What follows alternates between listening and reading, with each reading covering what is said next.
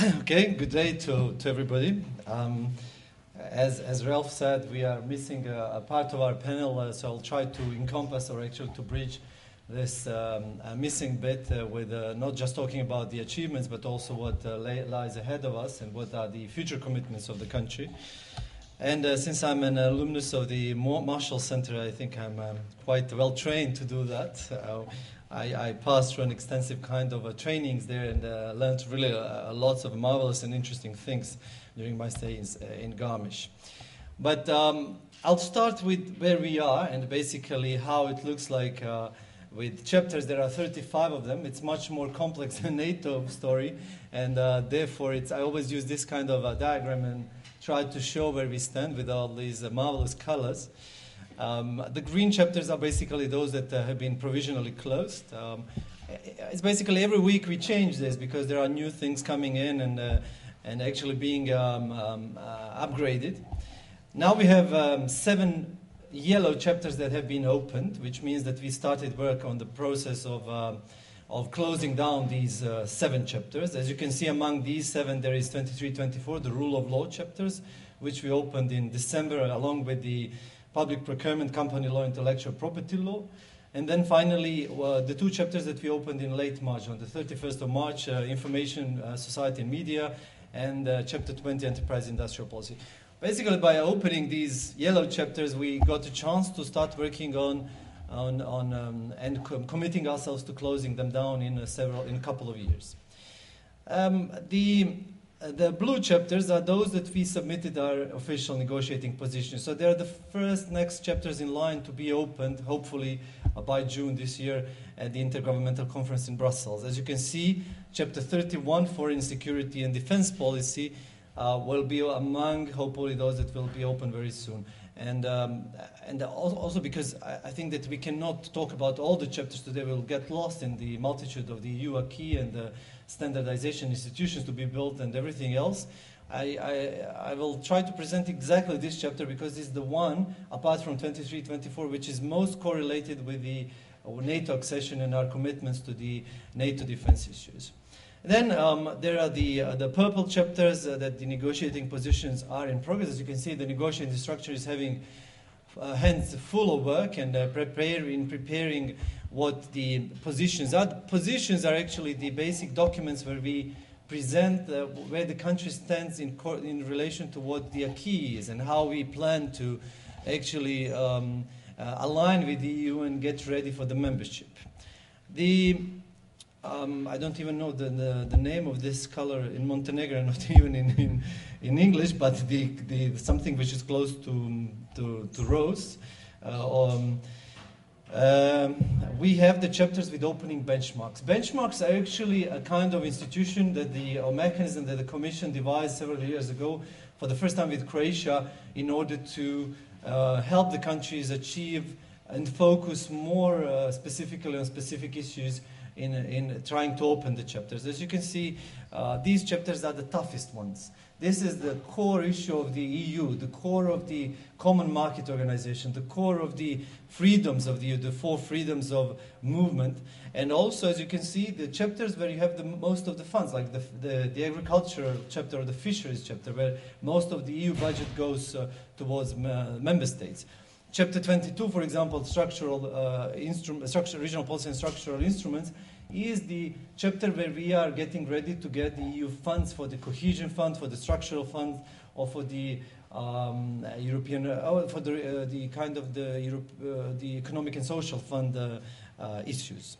And then, of course, there are some still chapters that we are waiting for the screening report to get an idea on how to start and to draft the positions. The last ones, 34, 35, are the chapters that we are not negotiating at this stage. We do not even have the working groups for that. We haven't set up the structure because these 2 chapters are negotiated in the last year of negotiating. It's basically specific issues like the language or some issues that have not been covered by the other chapters. And the institutions is basically the quotas. What kind of quotas the Montenegrin citizens will get in the EU institutions? How many parliamentarians? What kind of levels we'll get in the service, in the foreign service of the EU, in the Council and in the Commission. In mid-2013, we finalized the screening for 33 chapters that we are negotiating at this stage. This is exactly chapter 31, the last screening that we had. It was finalized in late June last year. And from that moment, we passed from the phase of preparations and started with the work of opening and closing chapters. What's ahead of us in 2014 to speak about also future commitments? Obviously, as you can see only from this slide, there is a numerous kind of activities on for 2014. So if we try to present all the activities until the membership, it would take 10 slides. But this is a kind of a mix of commitments under the Stabilization Association Agreement. You see a number of subcommittees meetings. You see the Stabilization Association Council. And then there is a mix with the IGCs, the intergovernmental conferences, which are already put in the calendar for June, October, and December. These are the months that we could be opening new chapters, either in late June, October, or December. Obviously, there is another ingredient to this mix, and that's the IPA programming. You know that we are now entering the new phase, IPA 2014-2020, into which we already developed all the drafts for programming the funds for 2014, and by June we will be finalizing all the issues there. There is the progress report of the EU, which will come out in October, and we are sending contributions to this report. As you know, this will be the last progress report for this commission. After that, the commission leaves. So it's basically, this will be kind of a legacy that the enlargement commission is going to leave for his successor. And also that's a kind of a specific progress report, not just for Montenegro, but for all the countries of the enlargement. And of course, the chapters 23, 24, rule of law chapters, for which we will submit the next half a year report, 6 months report in July this year, which will serve as the basis for the Commission to devise its own report for the member states to assess how Montenegro is progressing on its path when it comes to the rule of law. Okay, so now, as I promised, I will focus on one chapter which is very related to NATO, foreign security and defense policy of the EU.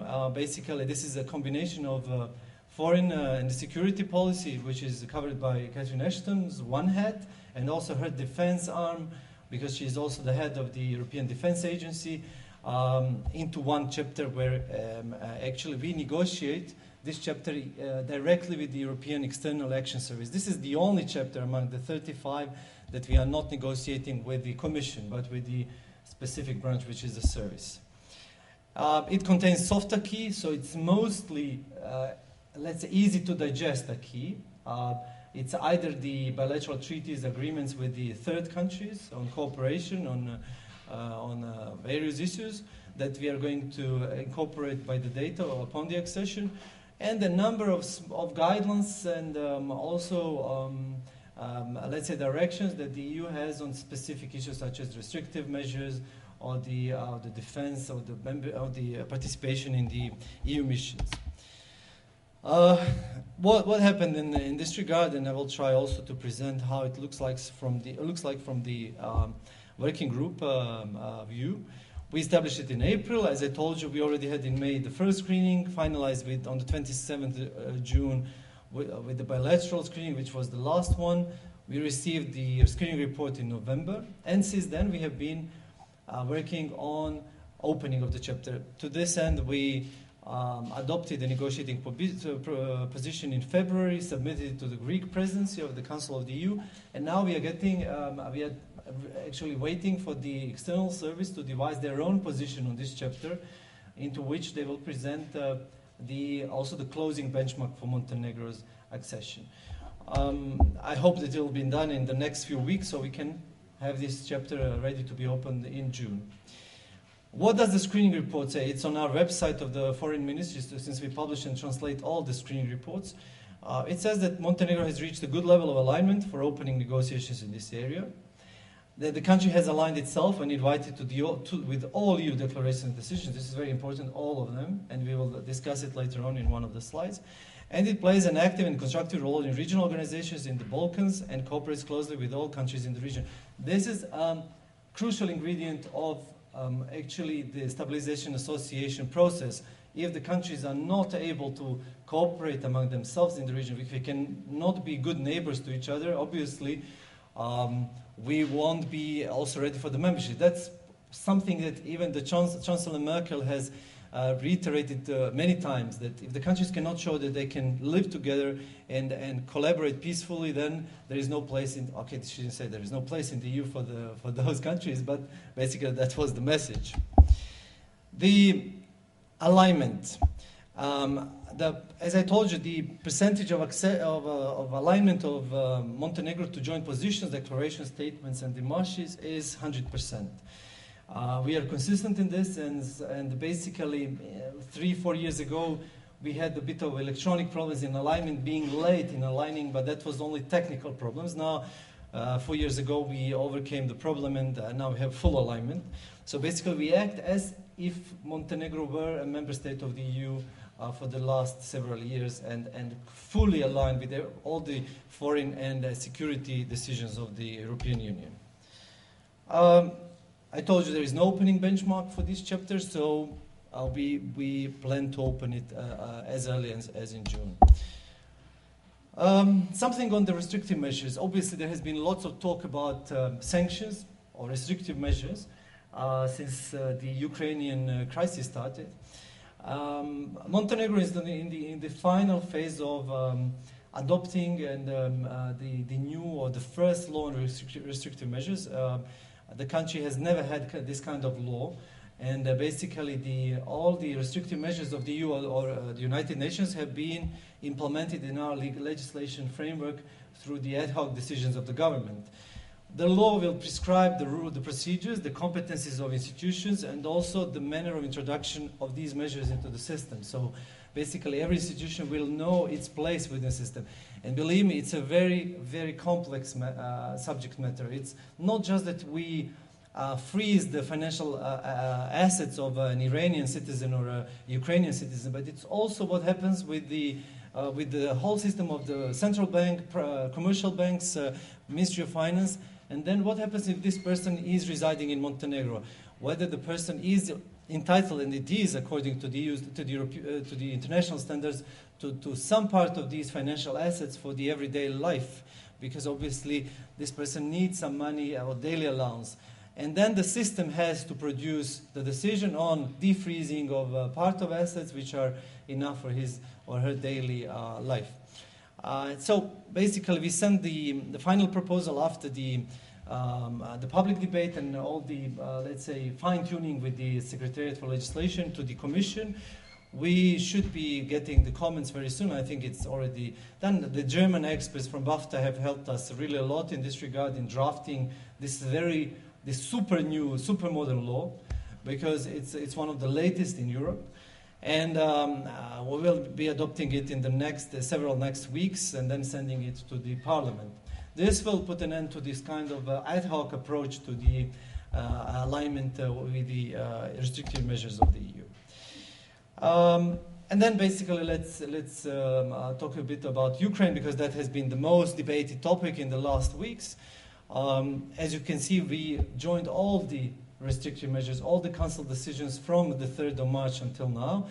There has been another decision on Monday by the Foreign Affairs Council, and the new kind of new persons added to the list of restrictive measures.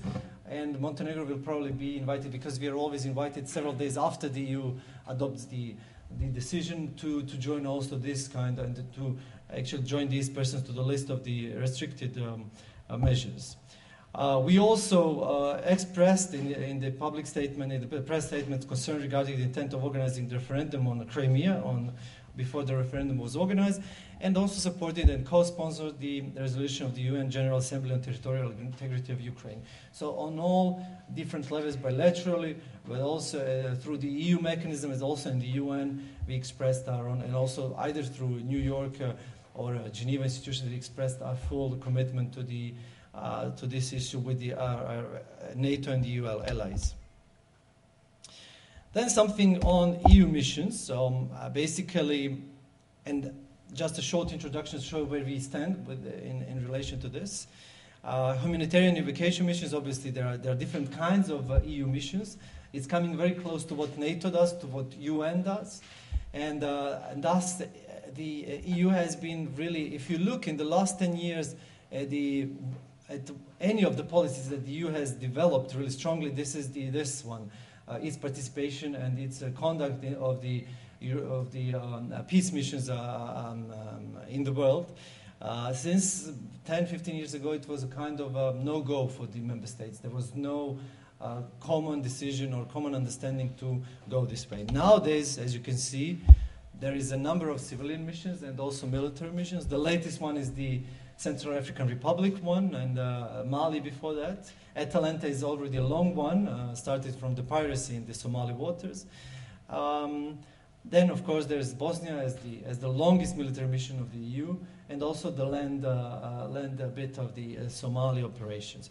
The civilian missions, as you can see, there is also 10 of them, where the EU is really trying to play its role. And if you can look at this map of the world, you see how actually the EU is working at the world context, and how actually it tries really to enlarge its sphere of influence and its presence in the troubled regions of the world. So in this regard, obviously Montenegro is trying to find its position within this concept, and as you can see, most of it is very much connected to the Mediterranean, to the Middle East, and also this is actually the region where we also get the influence of the perturbations and the volatility of the region through either the influx of the illegal migrants, which has been resulting in the kind of the opening of the first asylum center in Montenegro, a phenomenon which has never been, which was never seen in Montenegro before 3 years ago, and now it's a kind of a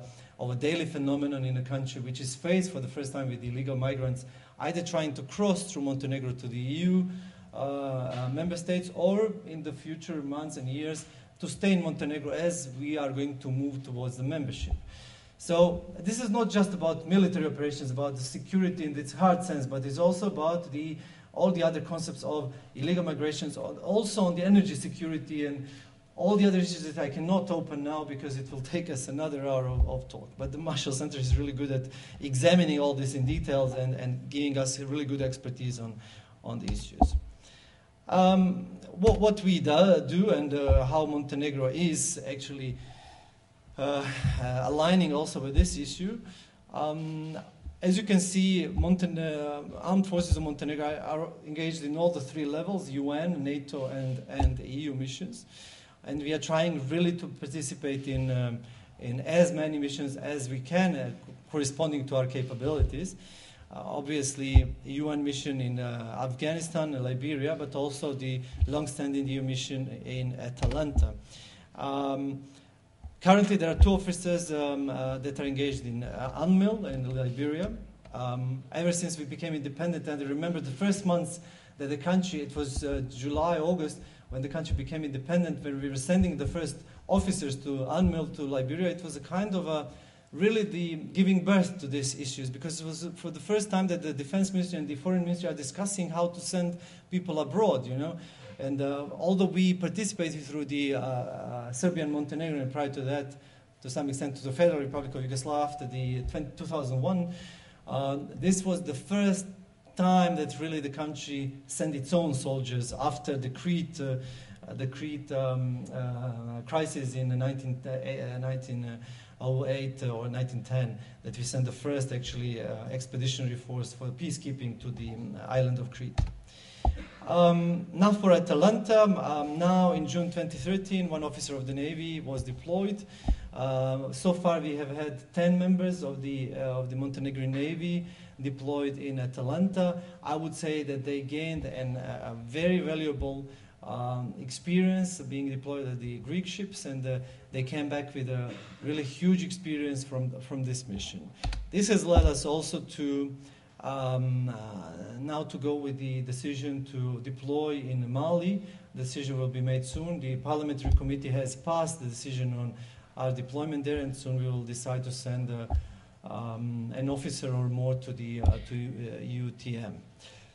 We have been also invited by Catherine Ashton to participate in the Central African Republic.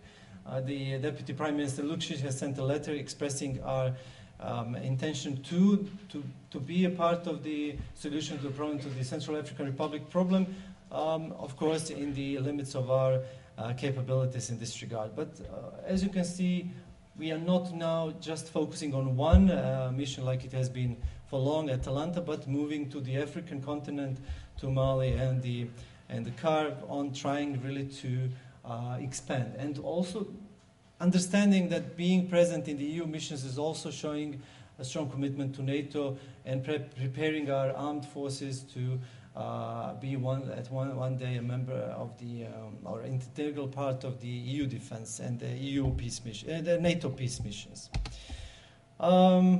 So this has been a kind of try to present you one chapter. If I, of course, and I also just rushed through the whole chapter very fast, you can understand, and that's why I say that NATO is a piece of cake. Joining NATO is a piece of cake compared to the joining the EU. I know that many of you will not concur with that, but let's try to say that I really see the complementarity of the two processes. I really see that everything that we do in the rule of law area or the preparations for this chapter in the EU integration as an integral part of our joining of the alliance. And at the same level, whatever we do in NATO has helped us also to push the capacities to be present more in the EU missions. So therefore, it's an interactive process where we gain by being active in both of the integration processes, which is really the key ingredient, the key priority for not our foreign policy, but also of our domestic policy. It's maybe good that we miss now the delegation because we will have time for some interactive discussions. Unfortunately, as Colonel said, I'll have to go to the Parliament. The parliamentarians never like for us to be late for the committee meetings, but I can stay here until 11, so we have plenty of time for discussions. Thank you.